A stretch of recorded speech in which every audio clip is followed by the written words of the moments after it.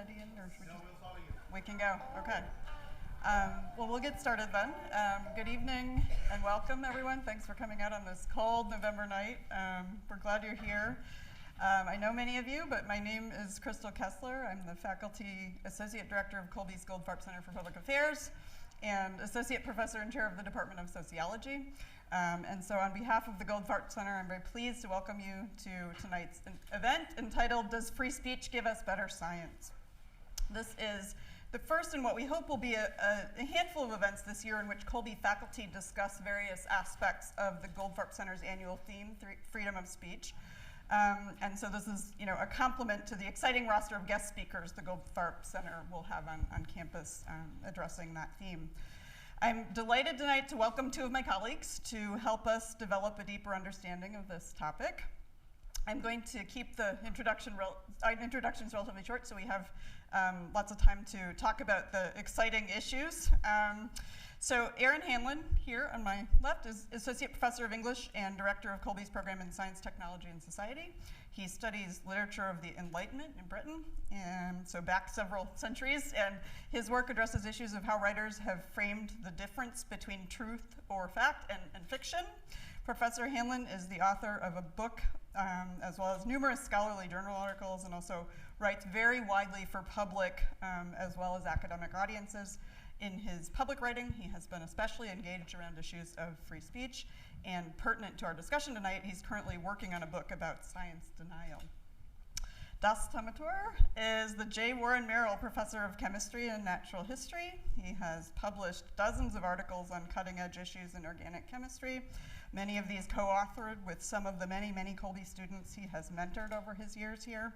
His research has received support in the form of major grants from the National Science Foundation and other organizations, and his teaching, too, has won numerous awards, including the Charles Bassett Teaching Award here at Colby. So please join me in welcoming Professor Hanlon and Professor Thamattoor.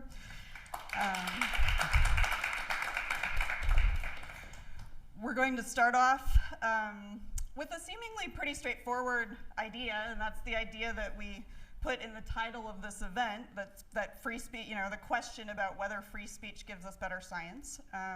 So before we even dive into thinking about the ways in which that idea may or may not be true, I'm wondering if we can talk a bit about where that idea comes from, going back, as far as is useful here. And I'm going to turn to you, Aaron, on this one, just to give us a little bit of context. Great, yeah, thank you. And thanks everyone for coming tonight. Yeah, so as you just heard, a lot of my research is on the period we call the Enlightenment, sometimes the Scientific Revolution. And it's a period in which you see, in Britain in particular, it's what I work on quite a lot, you see a lot of new developments in scientific methods and in scientific instruments and technologies, but the public at large don't trust these people and don't really believe that they are doing work that's likely to be reliable. So it's a period where you see a bit of a need for people who we would call scientists, then called natural philosophers, to convince the wider public that what they're doing has credibility. And so that kind of got me interested in these questions about where does credibility in science come from? And I can imagine different ways that free speech could both aid in scientific credibility and also pose problems for it. So that's something that I hoped we could talk about tonight. Yeah, great. We're definitely going to get to this. I think the first thing I'm going to do is kind of get some of the big issues of the day on the table. So we're going to kind of start there. And then work into some of the more general concerns that you just raised. So there are two topics here that I thought we would kind of just kind of dive right into. One of them is obviously the COVID-19 pandemic that we've all been living with over the last year and a half. And I wanted us to think a little bit about just sort of how free speech in this particular context may have, would more or less free speech have changed the world's experience with this pandemic in terms of what we know, in terms of what science gets done, in terms of how things have unfolded. Like, just sort of, what are some of the lessons that we take from what we've seen here in the last year and a half about the pandemic, where free speech could kind of help us understand how things have unfolded? Can I turn to you on that one, Dos? Oh, thanks, Christel, and thank you all for joining us this evening. Yeah, so this is something that has been free speech. I mean, we see that, recognize that as a hallmark of an advanced society. We want to be able to let people say what they want to say. But there are also times when what's being said could potentially cause harm, right? Back in the old days, you had town criers, then you had newspapers, you had the radio, then the television, and now you have information in your pocketbook, right? You could just take your phone and you know what's going on. There's a lot of ways of disseminating information, and although our ability to disseminate information has expanded, exponentially, the ability to filter that information in a way that separates what's of value and what's misinformation has not quite matched, right? We all saw, for example, Dr. Deborah Birx looking at her shoes when all kinds of crazy things were said about, COVID, it's going to go away, and it's not a big deal. And even going back to the beginning of, the pandemic, there are questions about who knew? Did this come out of a lab? And if it came out of a lab, were the scientists beholden to let the public know, warn the public, hey, this is a problem? And if you're in a situation or circumstance where you can't do that, then you have what we have now, a global pandemic that we're still trying to get out of. And this is not the only instance, right? There are many cases in the past of similar situations where, not speaking freely, self-censorship, or being in fear of some higher entity. It could be a government, it could be a private company that you work for. I'm a chemist, for instance, and I know that, for instance, when you work for a private company, you're supposed to sign all these disclosure forms. You're not allowed to say things, when you give talks in places, situations like this. But then there are other instances where if you don't speak up, you could potentially end up, causing a lot of harm. Mm-hmm. So this is like thinking especially about issues of transparency at the beginning of the pandemic. Absolutely. Being transparent, and a lot of times, look, for example, let's say you're in a government lab. Sometimes you're working on classified research of national security importance. And yes, that should be classified, and you shouldn't be, talking about it.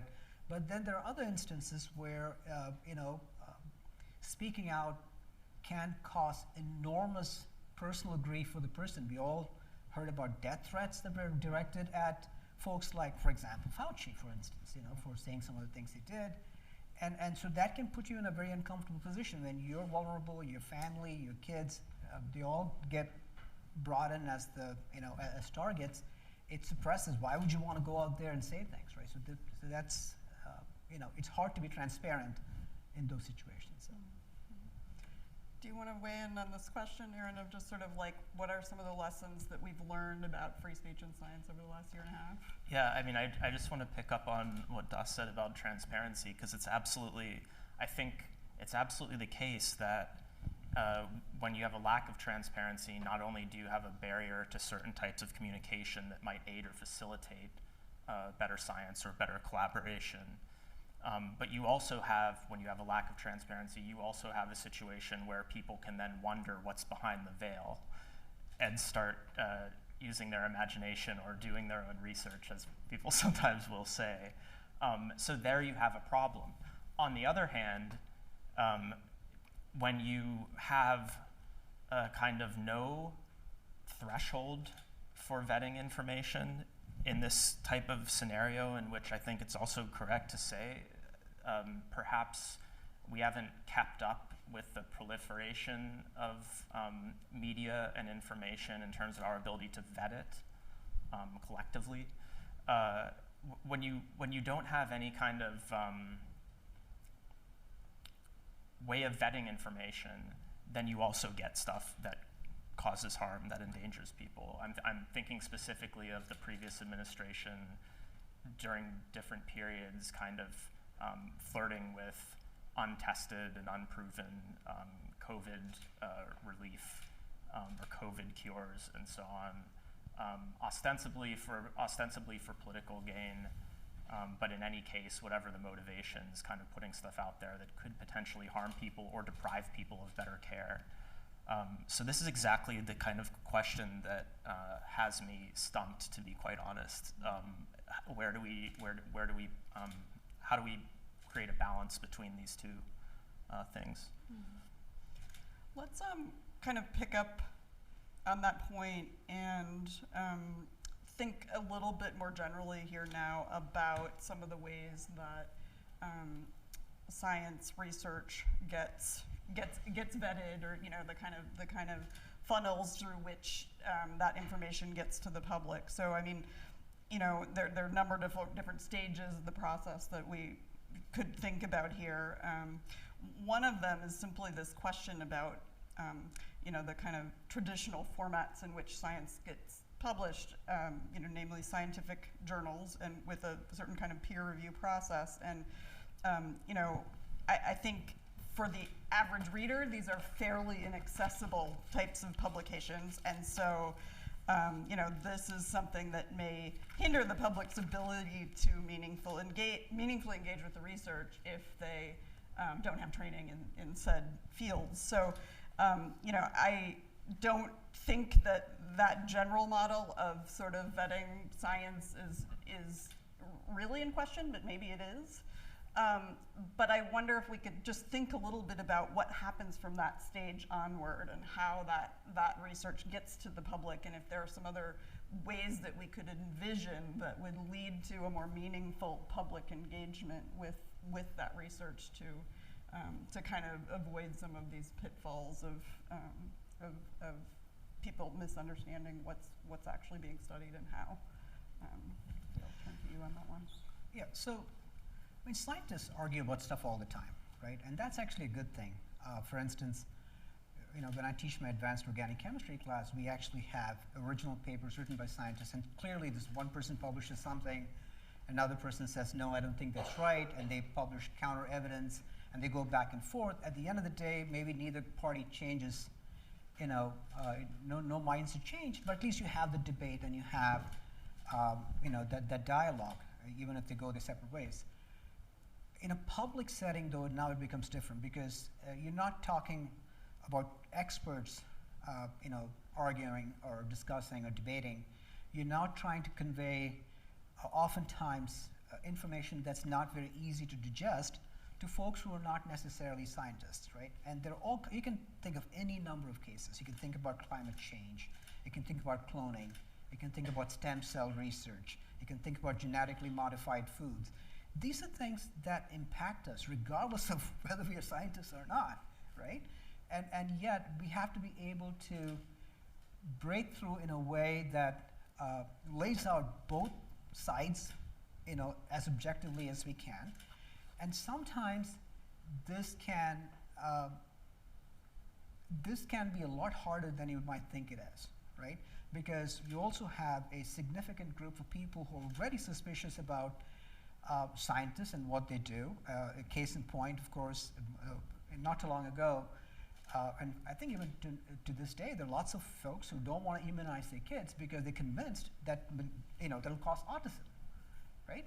And so much of this kind of dialogue is rooted in misinformation, and it seems to me that the vetting process is what needs to happen. In fact, there was an article that I just came across a few days ago as I was trying to get ready for this about who should be vetting these, right? And there was a proposal, for instance, at the American Association for the Advancement of Science, the AAAS, could potentially be kind of like a government watchdog, for instance, that could vet and see, at least appoint folks who are able to make a connection and see how much of this is actually peer-reviewed, verifiable, and authentic research as opposed to just opinions that people have.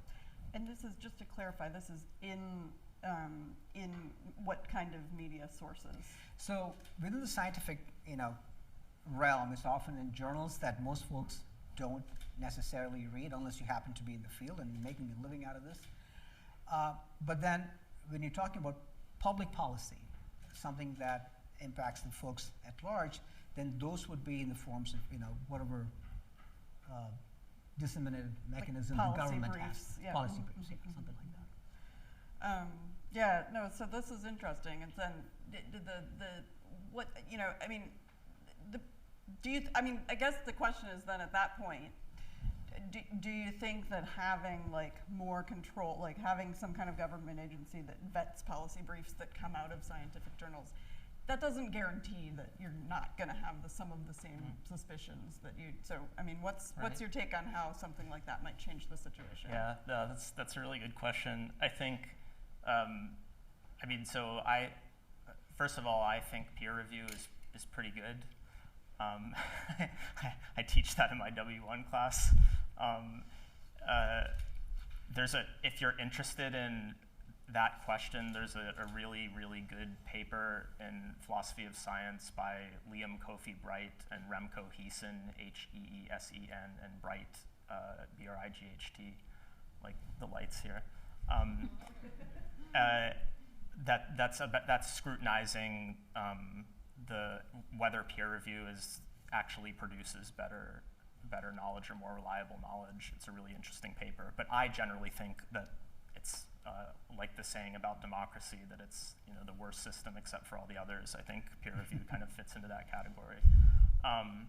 But one problem that you get with that type of system, and again, I don't think that this problem necessarily means that peer review shouldn't be the standard, but one problem that you do get is sort of the further away from the general population is the enterprise of science, the greater capacity there is for suspicion about what's going on, as I said earlier, behind the veil. That becomes a question for people. So that's kind of how you get situations, I think, in which, among other ways, but one way that you get situations in which people can scapegoat or vilify climate scientists, right? Or can insinuate without evidence that a lot of people in the scientific community are just doing it for career advancement, or they're frauds, or they're doing it for political reasons, and so on. These cheap accusations become easier to make when there's a gulf between the scientific enterprise and the general public. And it's a question of whether journalism and so on, or science communication, can actually effectively bridge that gulf. There's another interesting essay that I read recently by Olufemi Taiwo, and apologies to him if I'm not getting his name pronunciation exactly right, a philosopher at Georgetown University, who's argued that one way we can actually begin to address this issue is by kind of more citizen involvement or popular involvement in the scientific process. So one thing, my partner's PhD research is, she works on, she's a neuroscientist PhD student who works on dementia and people with Down syndrome. And so her research participants include people with Down syndrome, their families, their carers, and there's a lot of involvement in that community, and there's a lot of interest in the work, and there's a lot of trust that has to happen for that work to be good. But it's a really good model, interesting model for how to get scientists and the general public who might not fully grasp all of the science on the same page. So that's one possibility, ways to bring scientific community more in line and more together with the broader public. What about this idea of open science?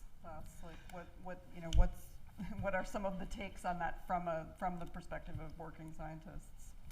So I think one of the things that kind of connects with what you asked, Christel, is this idea of sponsored science, which is a huge problem, right? If you have research sponsored by the tobacco company, or if you have research sponsored by the oil company, or folks who have an interest in an outcome, right? Or in a way that information that's negative does not get played or suppressed outright.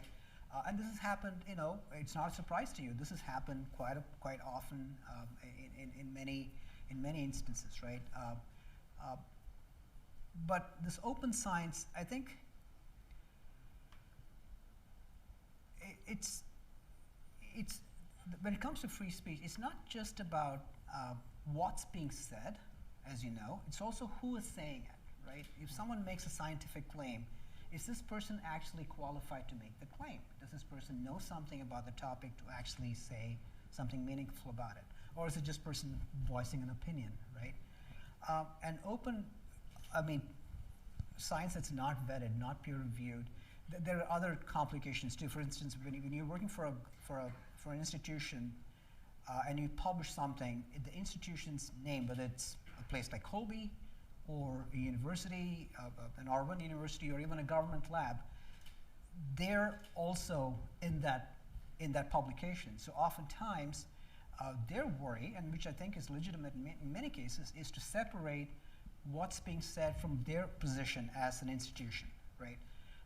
And this can sometimes lead to friction, because now you may say something in your paper that,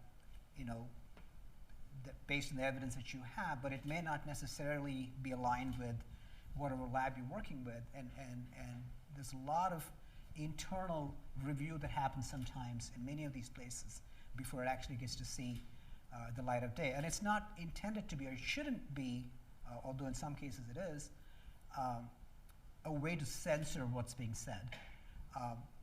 But as some of you might have heard about the famous case in the 2000s, there's a NASA researcher who was not allowed to give a public talk because of warnings that he was going to raise about changing climate and so forth. So. I'm going to pick up on this point that you were just talking about funding and so on, and the ways that works. One of the things that people it might kind of wonder about with the question of free speech in science is that research funding can shape which initial ideas turn into large-scale research projects, right? So if we're thinking about speech, it's not just sort of, we have all these findings, which ones are we talking about, but it's sort of like which ones get pursued at all in the first place. And some of that, takes place just among scientists thinking together and talking about these things, but some of that occurs also at this stage of like having to seek funding to have the resources to do a project. So I'm wondering if we could just talk a little bit about how the landscape of grant funding shapes what kind of science we get, what kind of science we see, and maybe a little, is that an issue of free speech? Whoever wants to. I'll just say this really quickly, because as a chemist, I often have to write grant proposals to support, the students who work with me, pay my bills.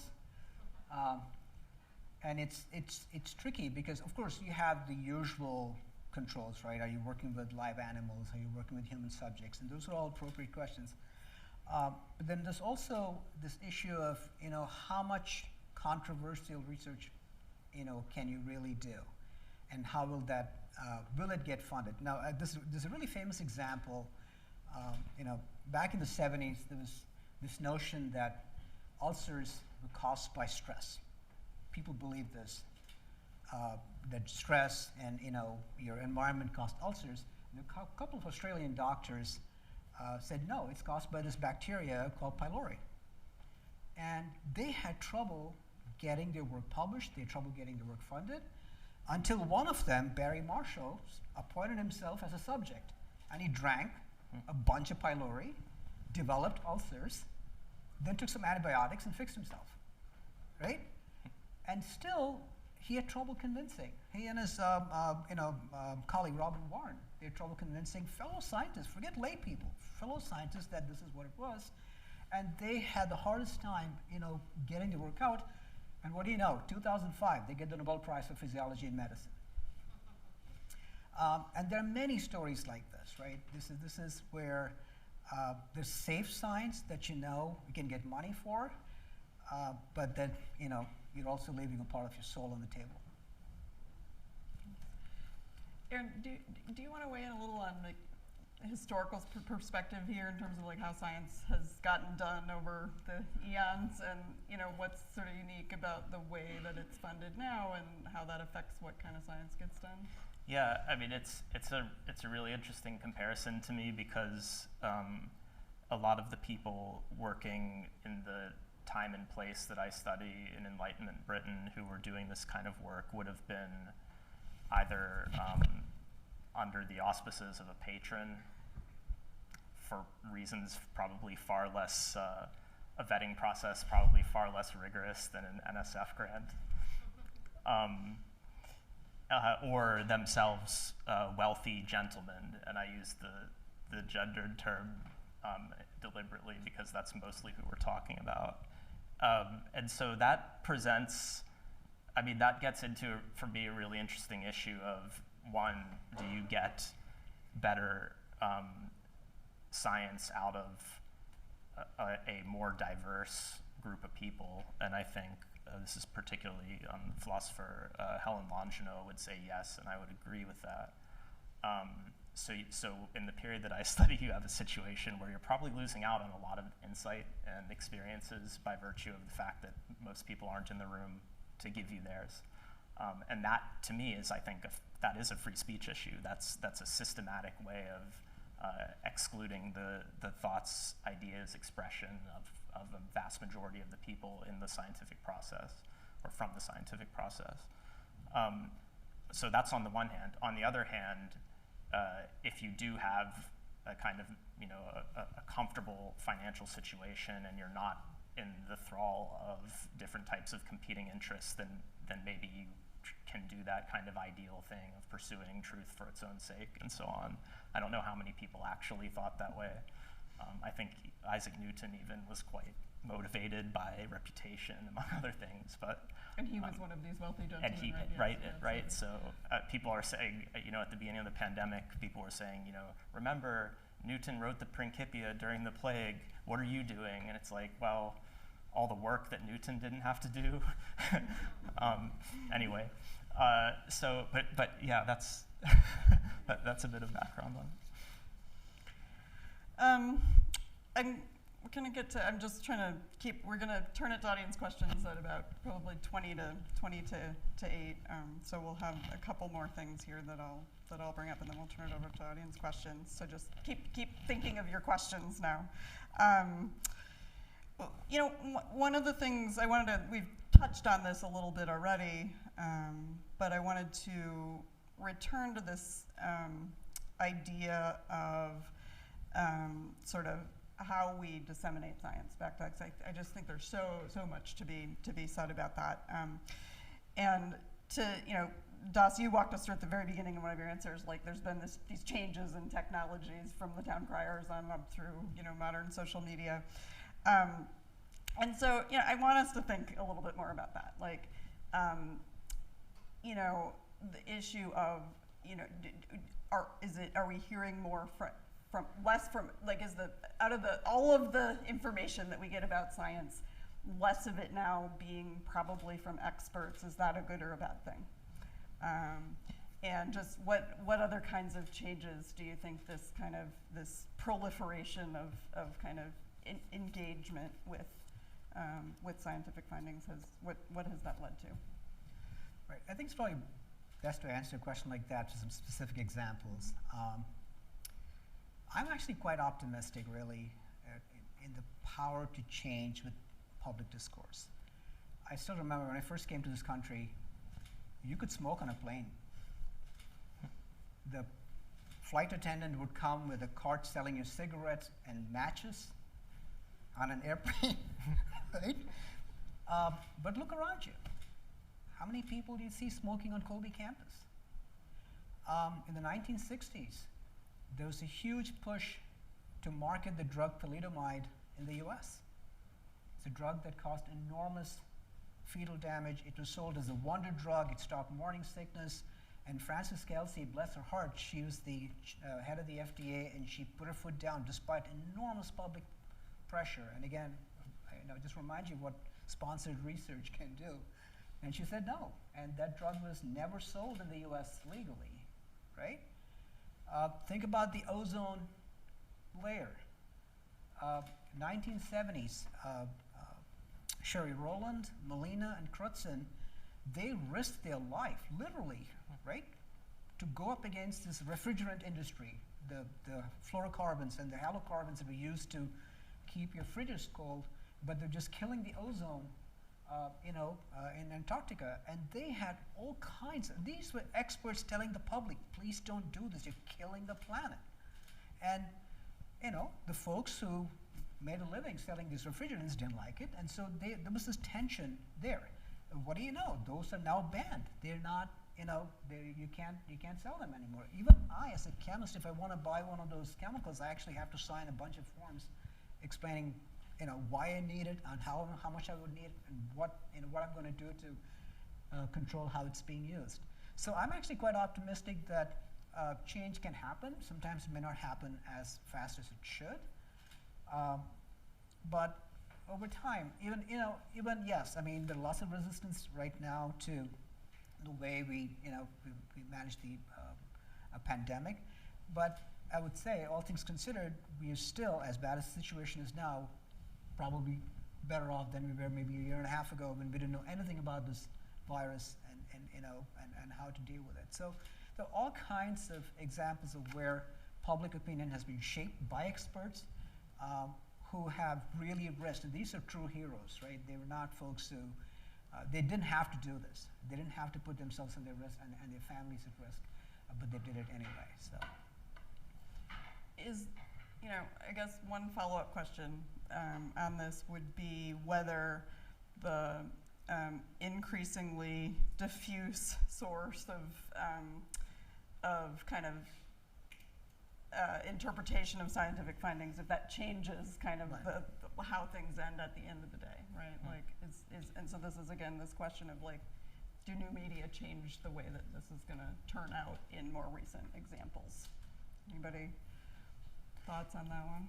Yeah, I mean, I would just say, first of all, that I share the optimism, right? I agree, and I think that I do think, notwithstanding the problems, we do have a situation where we are knowing more and knowing better. Again, not perfectly and not as quickly and thoroughly as we would like, but generally speaking, I think we're making progress. And part of that, I think, has to do with the flip side of these scientists who I also agree are often quite heroic. The extent to which people participating in politics and staying on top of urgent issues can turn public opinion as well, right? In ways that can open up possibilities for science, right?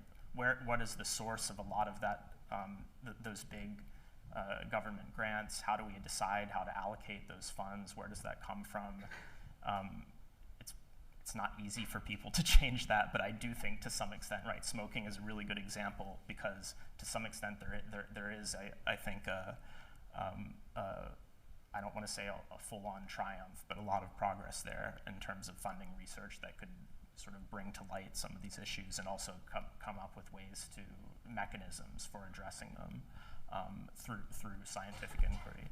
So that said, progress, yes, I think so. I do sometimes worry about social media, but again, I think if you take the historical view, you also had during the historical Enlightenment and a proliferation of periodicals. You had a proliferation of quack doctors selling miracle cures. You had a proliferation of BS, and you had credibility issues, and you had doubt, particularly during the, I think of, I taught recently Daniel Defoe's Journal of the Plague Year, and I think about the London plague in the 17th century, and just how many conspiracies people came up with and how paranoid people were about what was going on. So those are old problems as well as ongoing problems. And maybe that gives us reason to not be too hard on ourselves sometimes when we haven't solved these things yet. That's any further thoughts on is there something that has changed since some of these examples that you mentioned a minute ago that you think might lead to either more or less optimism actually? Yeah, so I think one of the things that I'd like to mention before we wrap this up is the importance of fundamental science, basic science, as opposed to applied science, right? If you look at the advanced countries around the world, scientifically advanced countries, one of the reasons why they're doing so well is because they've invested in fundamental science. This is curiosity-driven science, science for the sake of growing knowledge. It's not about trying to cure cancer or building better materials, which are all important things to do, but this is more about trying to just increase the knowledge pool. And the folks who recognize that, who invested in that, realize that at some point, that knowledge pool is actually what's going to end up helping us solve some of the other problems that we're dealing with, right? So, for example, back in 1948, someone observed two physicists, one from Stanford, the other from Harvard, that a nucleus has a spin. It can be flipped in a magnetic field. It's about as fundamental a science as you can imagine, right? At the time, neither one of them, both of whom won the Nobel Prize, could have imagined 50 years later there would be MRI machines in hospitals that tells you which bone is broken in your body. From that research that was done with no anticipation of what might happen down the road. And I think this is what I mean by being farsighted in the way we strategically do science. Is yes, it's important to deal with problems that are facing us right away, but unless we make a strong case, and we need advocates for folks who shape public opinion and use their free speech to try and educate the public that fundamental science is actually the underpinning of a lot of the advances we see in technology, right? Great. I think that I'm going to maybe open it to a first round of audience questions. I have a few more things we can talk about, but depending on what you all have to ask about, I want to make sure we leave enough time for that.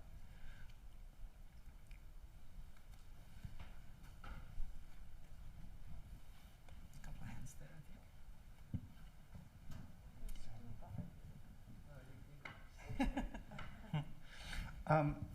think. I feel like the major national scientific story of this year, at least in my life, has been the unwillingness of people to take the COVID vaccine. Or at least that's the flip side to the introduction of the COVID vaccine, which is, I guess, really the story.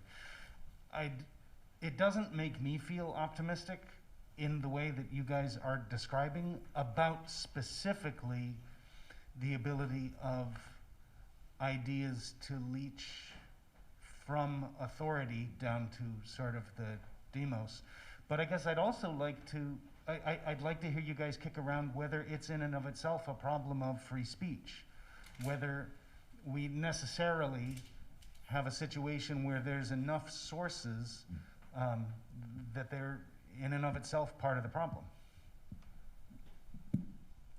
Should we collect a couple of questions maybe, and then?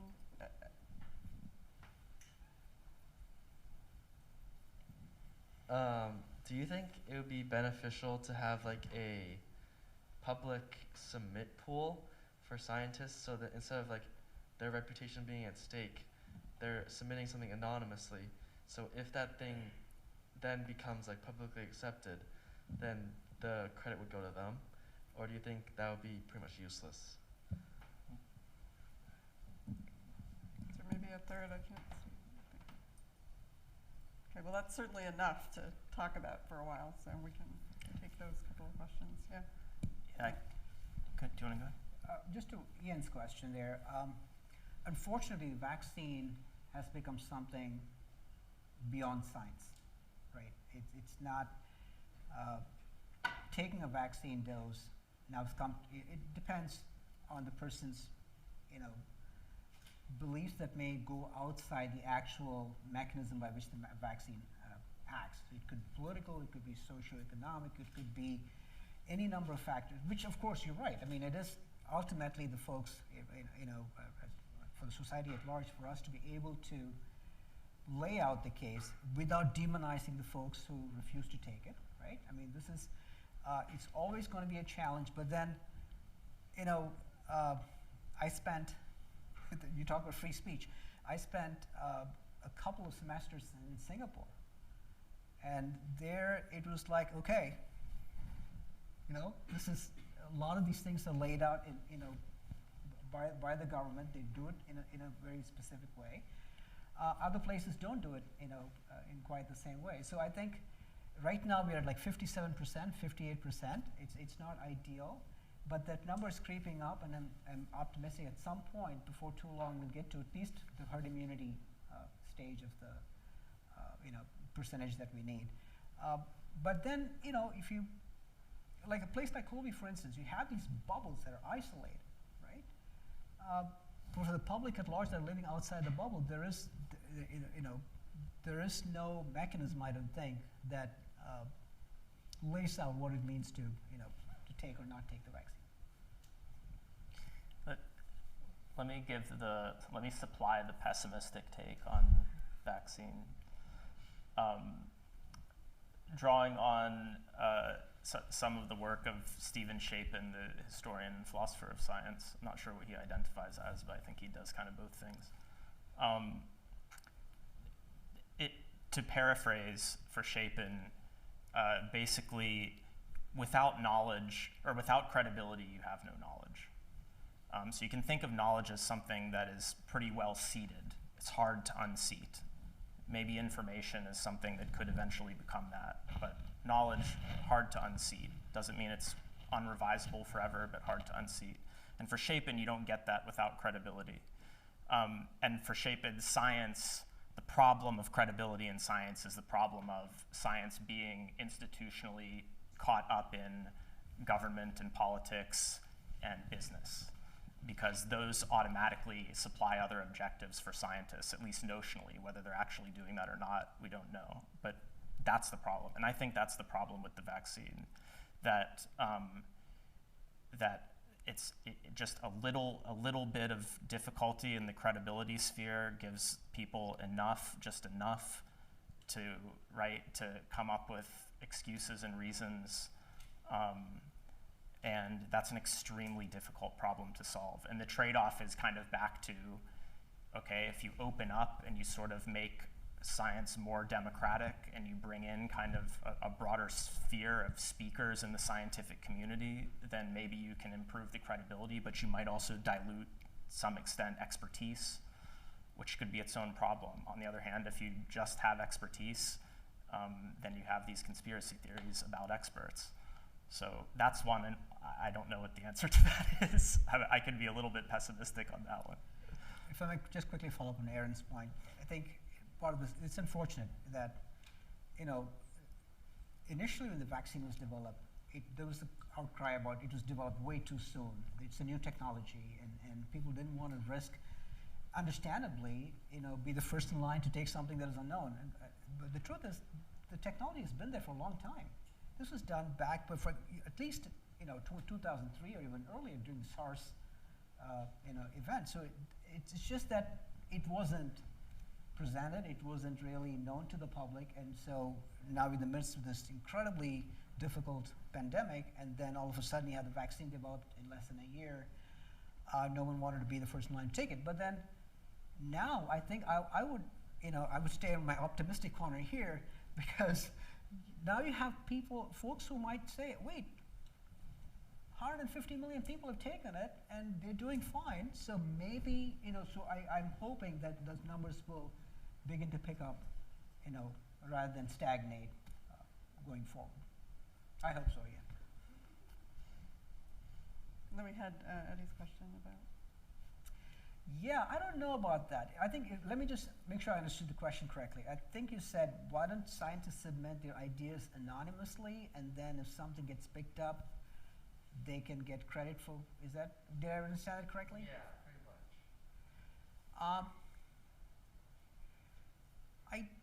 I don't know how that would work, honestly. Because if an anonymous idea gets credit, a lot of people would line up to say that was me.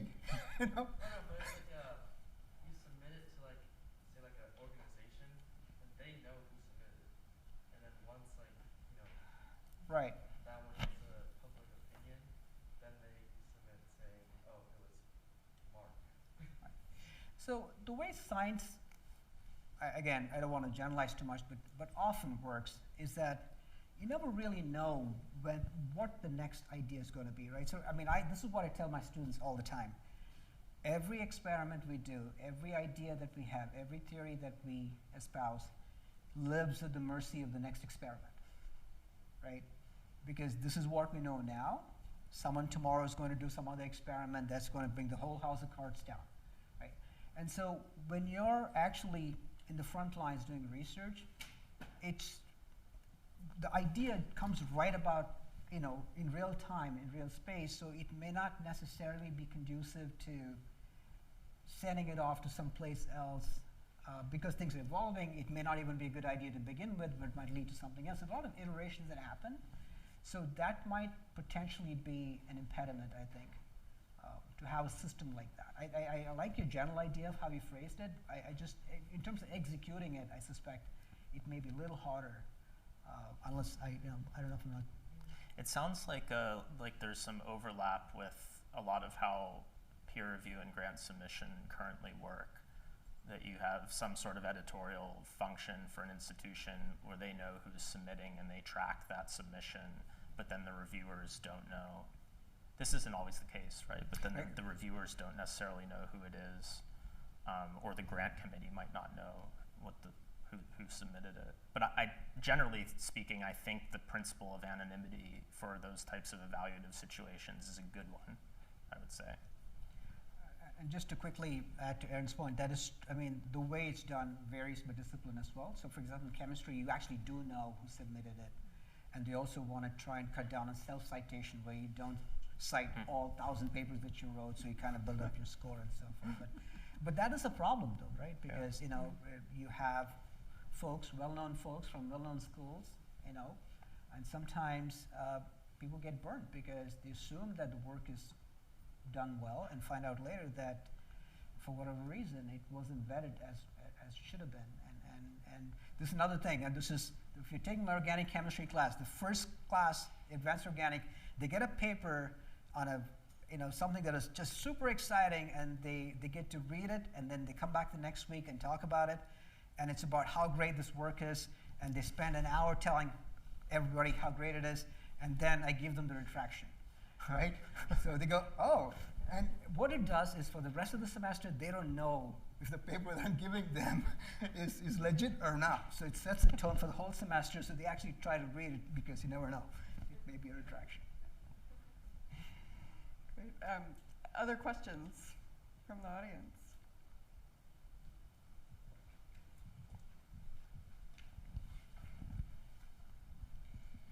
Daz, you touched earlier a bit on public policy, but I would love just to hear more thoughts on, I don't even know how to phrase this, so this isn't going to be super articulate, but like, should there be any sort of, let me say this, we want to protect free speech, but don't we also need to have some sort of regulations or policy for when science has gone wrong? And I don't mean like mistakes, I mean sort of purposeful, manipulative, like whether it's conspiracy theories or more, should there be some sort of regulation or something more to protect the public from when that happens?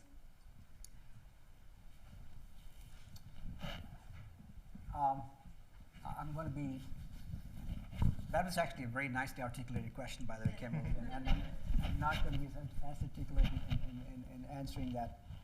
The short answer is yes. Because fraudulent science that's based on poorly executed experiments, especially when the outcome impacts the public in a significant way, yes, there should be a mechanism to stop that from happening. But here's the interesting thing, and this is, I had no idea that this is true, but when you start talking about free speech, there's always this tension, right? I mean, who gets to say how much is too much. So for example, there's a famous case, I was trying to look through here, I can't, I'll tell you what I remember about this case. It was about an encyclopedia that published that certain types of mushrooms were safe to eat, and people died. And it went to the court, and the court found in favor of the encyclopedia, even though it was clear that it was misinformation, right? This is a while ago. I don't know if the outcome would be the same now. So there's always this tension about protecting public good, and while still allowing the person to say, because apparently I didn't know this, lying is okay, right? You're protected by free speech. You can't sue a person for lying. And so, but when it happens in science, it's obviously tragic, and a lot of bad things happen, especially when you have, this is what I meant earlier by sponsored science, when you have folks with vested interests sponsoring research that has an outcome that be favorable to the sponsor. I think cutting down on that is an important step, and I think that happens. That's happening now quite a bit. But yeah, it's not. Unfortunately, there are no straight answers to that. It shouldn't happen, but legally and socially and morally, it's much more complicated, as you can imagine. Yeah, it's really tricky because free speech is already coming up with sort of limits and policies around that. We just had a First Amendment lawyer sitting in one of these seats last week, was it? Nadine Strosid, who was, who knows much more about that, but it's extremely challenging. And then when you factor in the way that science works, like Das said earlier, you don't know what the next idea is. The thing that started the autism association, the false association between autism and vaccines, was a published paper, ultimately fraudulent and ultimately retracted. The thing that buoyed during the AIDS epidemic, particularly in South Africa, the thing that buoyed the HIV/AIDS denialism, or people who would deny that there's a connection between HIV and AIDS and probably cost hundreds of thousands of lives in South Africa, was by a Berkeley scientist. So it's how do you identify these things, right? When you have experts sometimes being the start of these things. I don't know. It's really tricky. I mean, not to mention then there's like, these are like seemingly legitimate scientists, or were at the time, but there's nothing stopping people from, as you said, just kind of saying whatever they want. So I mean, this is, right. It's you might be able to have policy that shapes the legitimate, certain channels of communication, but certainly not all of them, nor would we want that, right? I mean. May I ask a question of the audience? Yeah, of course. This is for the students, actually. How many of you have read about, or know about the Space Shuttle Challenger? Okay. Do you know what happened there? Why it went down?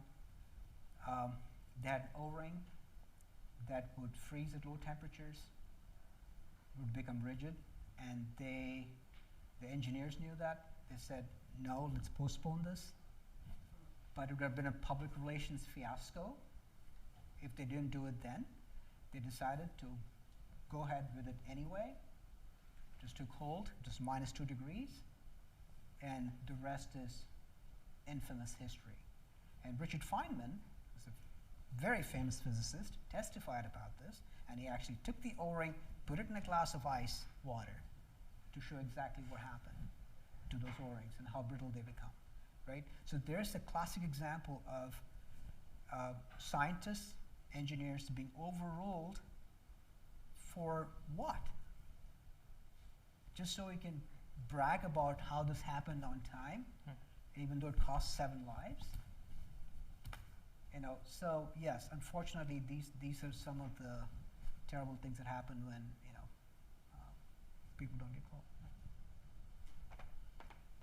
We have time for maybe one more question if somebody has one last question.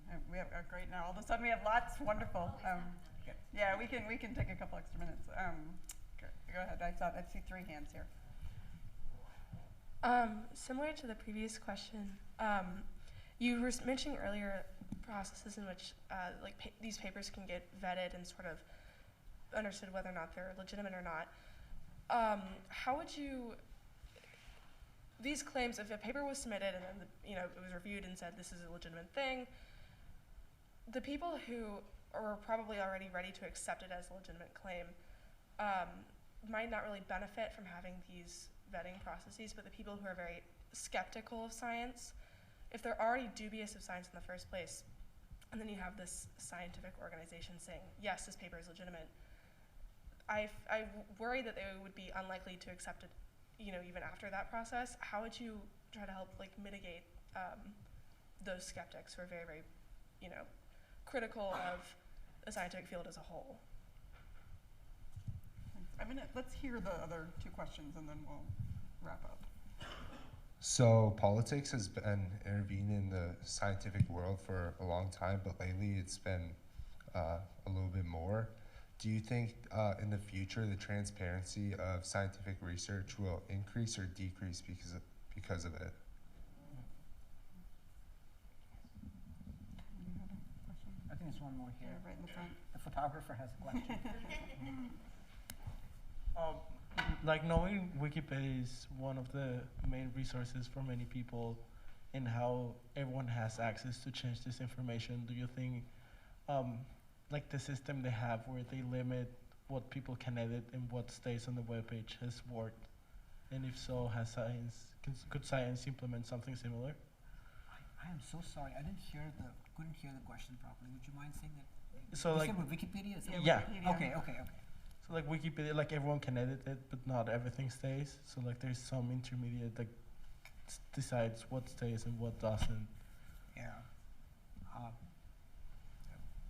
Three great questions. Yes, I don't know. yeah. I've been talking a lot, so I'll just let Aaron go. Okay. I'll go as quickly as I can.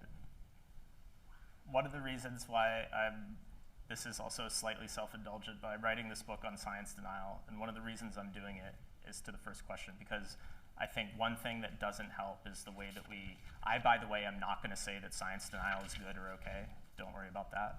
I'm going to say that it's bad.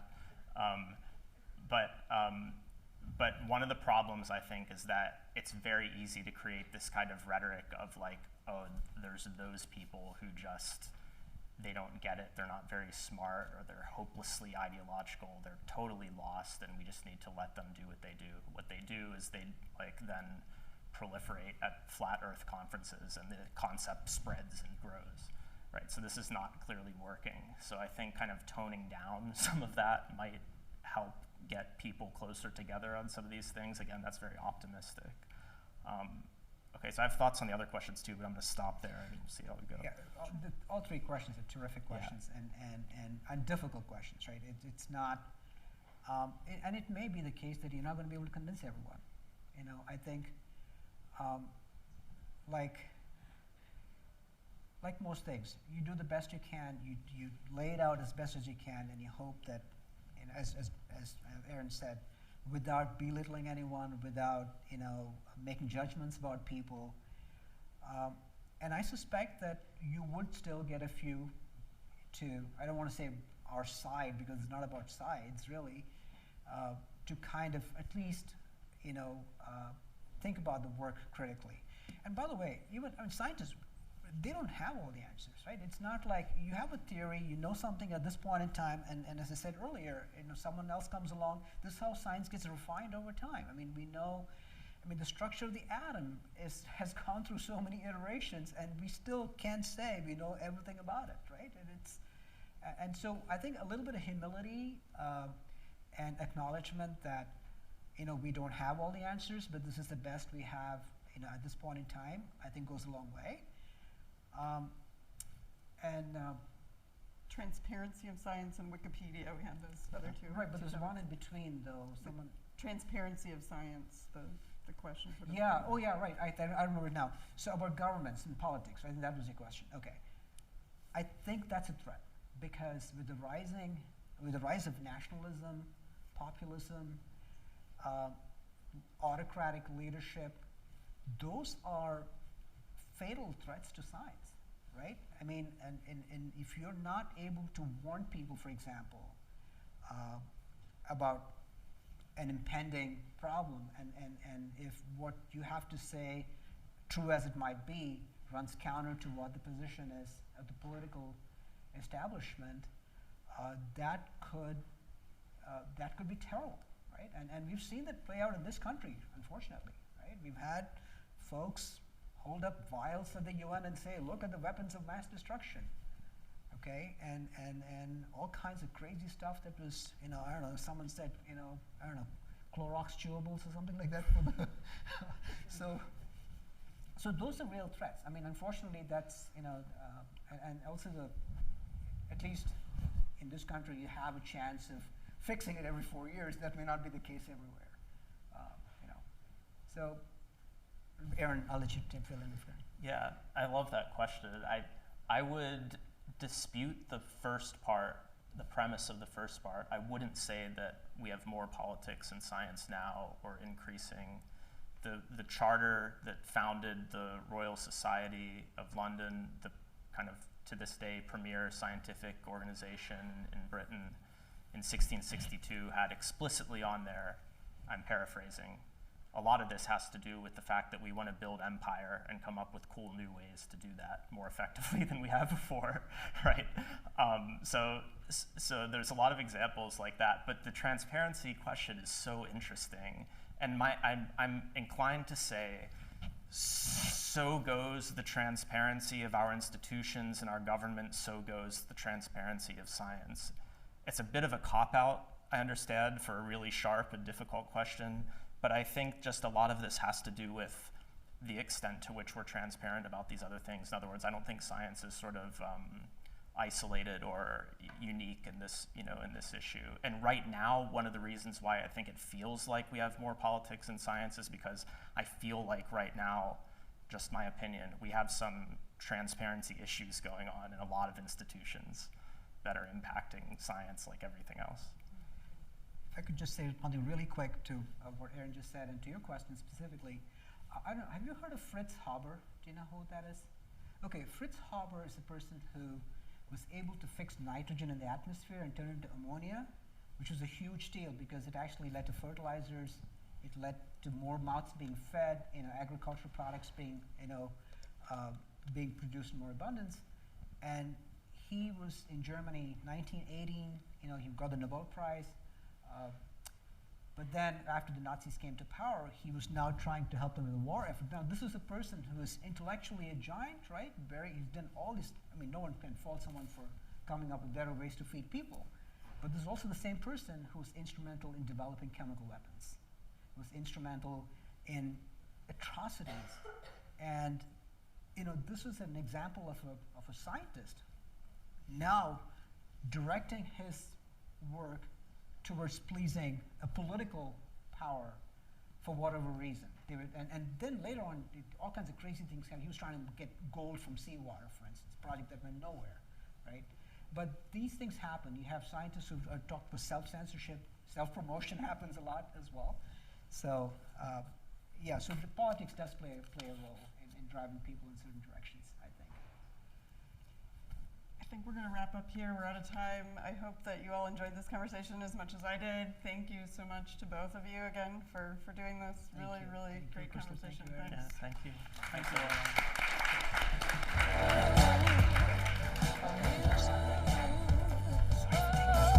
All I need is to see you smile. I've forgotten how to be blue.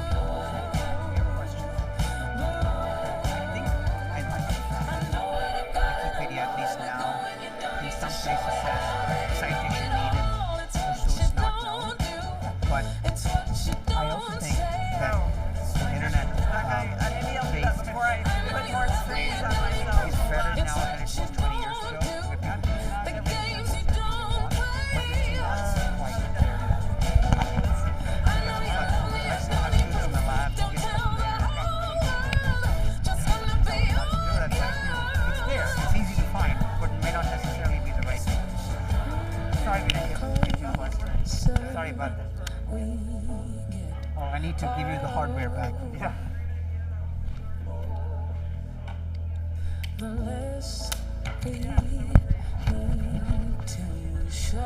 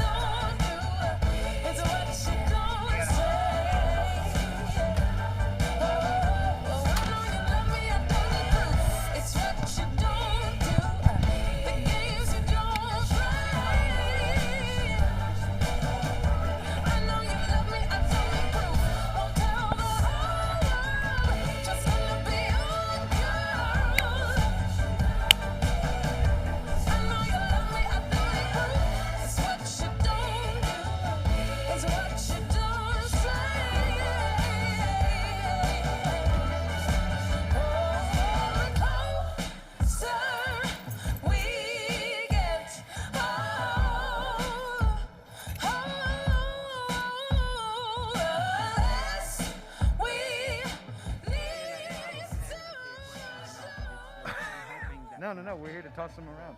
I really